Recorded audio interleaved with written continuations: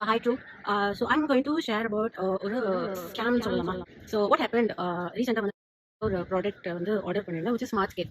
So order பண்ணிருந்தப்போ வந்து cash on delivery, so open box டெலிவரின்ற மாதிரி மெத்தடில் வந்துச்சு. ஸோ டெலிவரி பர்சன் வந்து என்கிட்ட ப்ராடக்ட் கொடுக்கறதுக்கு முன்னாடி, டெலிவரி பண்ணுறதுக்கு முன்னாடியே என்ன பண்ணிட்டாரு, என்கிட்ட வந்து அமௌண்ட் கேட்டார். நான் சொன்னேன், இல்லை நான் ஓப்பன் பாக்ஸ் டெலிவரினா எனக்கு வந்து ஃபஸ்ட்டு நீங்கள் ப்ராடக்ட் காட்டணும், நான் ஓப்பன் பண்ணி பார்க்குறேன், அதுக்கப்புறம் நான் பே பண்ணிக்கிறேன். இல்லை அப்படி கிடையாது, நீங்கள் வந்து ஃபஸ்ட்டு பேமெண்ட் பண்ணணும் அப்படின்னு சொல்லிட்டு ஃபோன்லேருந்து ஒரு QR கொடுக்கணும். நான் பே பண்ணேன்.